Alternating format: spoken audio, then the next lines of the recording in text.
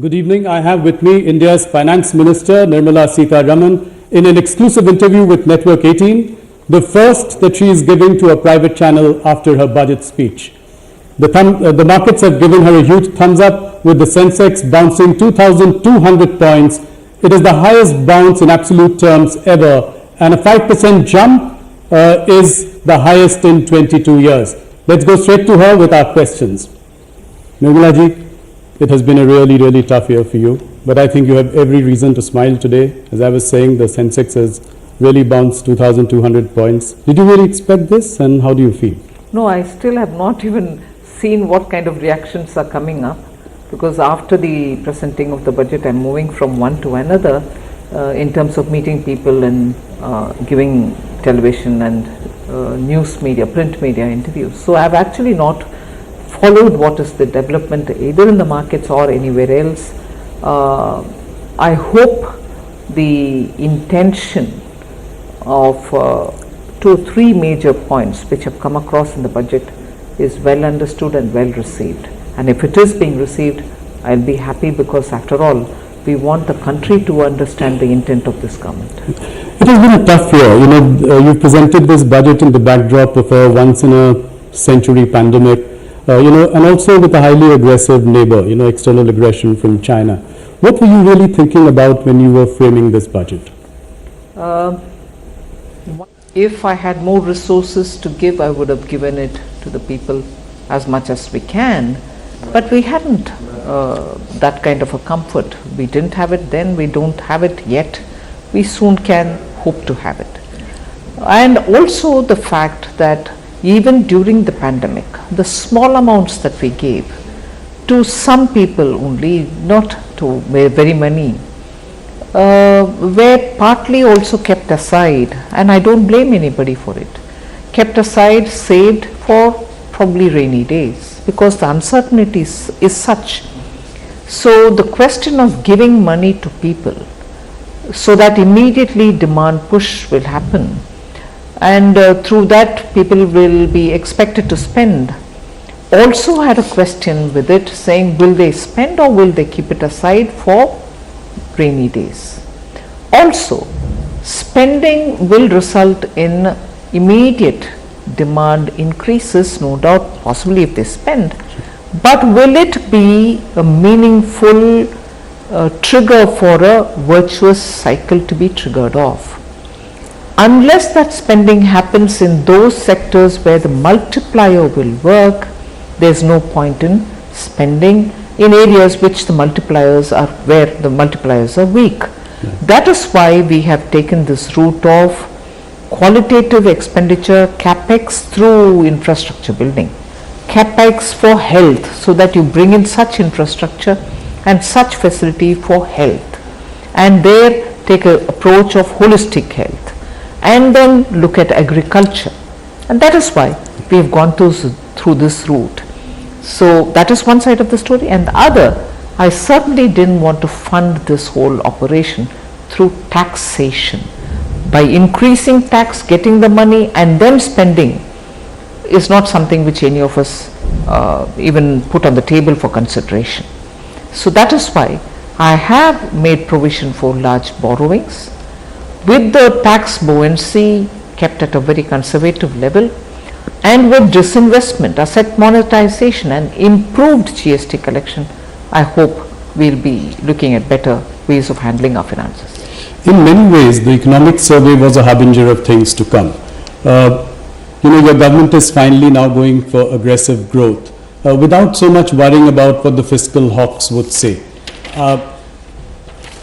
For a government which has been fiscally prudent and conservative, do you think this is some kind of a U-turn or a turning point in the way you look at the future? No, I don't, because it is one thing to be conservative and fiscally prudent, and at normal times. Even now, if you notice, when people kept telling, oh, print money, you have to spend, and I also made a conscious statement that if I don't spend now, I will only be postponing the growth, and I have to spend. That is clearly a conscious statement that I made. So given the situation that we are in, the stimulus was absolutely necessary. Quality expenditure is what we were looking for, and that is why when we've decided and when we've taken a call, I'm sure that because of the way in which we have designed it and also monitoring the qualitative expenditure that we are planning, it will definitely give us that required multiplier for the economy. And once the economy is into that virtuous cycle, income generation, revenue generation, and all of that will fall in place. So your fiscal prudence is still intact, and that is why I've given you a glide path. Right. Because I'm confident that this year I might have gone that far, but I can rein that back in. But 4.5% in 25-26, given that, we were hovering between 3 and 3.5 in the last couple of years, before the pandemic. That's true, but the pandemic and its impact is something which we'll have to keep in mind for the duration it is going to take for it to come back to that kind of a buoyancy, for that level of growth. And I can't be overestimating the economy, and I don't think the economy is in a position to even heat or overheat. Those fears are not at all there, and therefore I have to give it a reasonable time, and I didn't grudge that. Nirmal ji, by now we know what the government thinks of rating agencies like Moody's and Standard & Poor, of them being noisy, opaque and biased. But do you still feel that there could be a threat of a ratings downgrade, and how does that bother you, or if at all? Let me put it this way. I don't want to say I'm not bothered. At the same time, I didn't let it bother me, because otherwise, even during the pandemic, a lot of people kept asking me, is the rating agency worry stopping you from spending? Now I am spending. Yes. So then or now, it is not that bother. But of course, by giving a glide path, by restraining too long, like the way in 2008, it was left open and there was no closing the doors. Yes. And as a result, you had all the taper tantrums, and the economy was still going through a big difficulty. Yeah. We learnt lessons from that, and therefore I'm confident this will be appreciated by people who are discerning on these matters. Let's go to some of the big bang announcements first. Here execution, as everyone is saying, will obviously be the key. Your sort of privatization drive almost has a Margaret Thatcher sort of ring around it. Fairly, good in intent, bold in intent, but execution will be key. For instance, I think the figure of 1.75 lakh crore is what we would have achieved. We would have in fact achieved 2,10,000 crore going by earlier estimates this year, but we scaled that down. Now the point is, how are we to be sure that this will definitely be achieved in the coming year? Because I think, to be fair, the estimate made in July 2019, I wouldn't want to say it was an overestimate. We expected to do that much, but of course the economy slowed down. But of course the economy's difficulties in terms of demand slowing down, stock market also being tepid, it wouldn't have been right for me to say, oh no, but I've said it in budget, I have to sell it come what may. That wouldn't have been the best approach. It's all right, I did give an estimate. I was pulled up saying, oh, you overestimated, you couldn't achieve. The situation was such that the economy at that time was not in a position to receive all these privatization, although I did say it. But I am now also saying, because ultimately when you're using public money, you're selling public assets, can I be I've given a commitment, so I have to sell irrespective of what I get out of it? I am answerable to the parliament. I have to make sure that it is sold at a price at which I can stand up with honesty and say, no, I've done the best on the job. So 2 lakhs couldn't be achieved.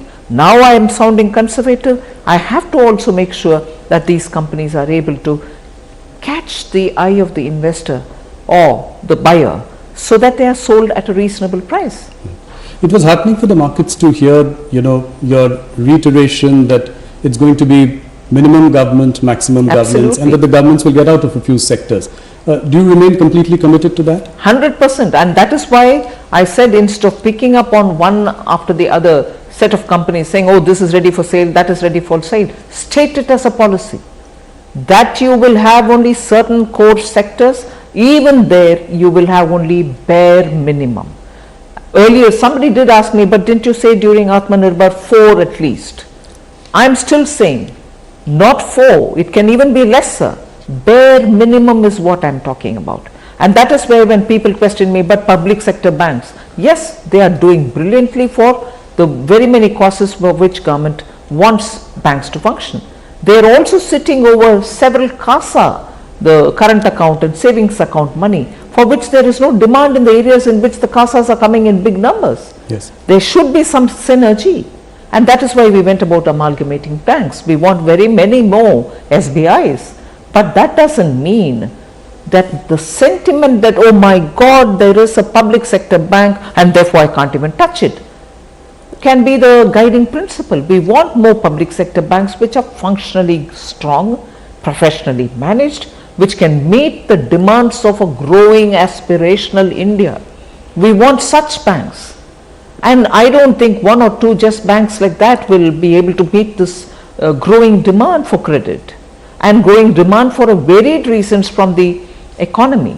But in the process, if I'm going to be sitting around with such public sector banks, which are just not in a mode or even in a position to stand up, is it right to pour taxpayers' money to such banks? Absolutely. Where ਤਾਂ ਦੇਸ਼ ਦੇ ਖਜ਼ਾਨਾ ਮੰਤਰੀ news 18 ਦੇ ਨਾਲ ਗੱਲਬਾਤ ਕਰ ਰਹੇ ਨੇ ਬਜਟ ਤੋਂ ਬਾਅਦ ਇਹ ਪਹਿਲਾ ਇੰਟਰਵਿਊ ਅੱਜ ਦਾ ਉਹਨਾਂ ਦਾ। ਤੁਸੀਂ ਇਹ ਬਾਕੀ ਦਾ ਇੰਟਰਵਿਊ CNBC TV 18 ਜਾਂ CNN News 18 ਦੇ ਉੱਤੇ ਦੇਖ ਸਕਦੇ ਹੋ। ਫਿਲਹਾਲ ਛੋਟਾ ਜਿਹਾ ਬ੍ਰੇਕ ਲੈ ਰਹੇ ਹਾਂ, ਬ੍ਰੇਕ ਤੋਂ ਬਾਅਦ ਫੌਰਨ ਵਾਪਸ ਹਾਜ਼ਰ ਹੋਵਾਂਗੇ।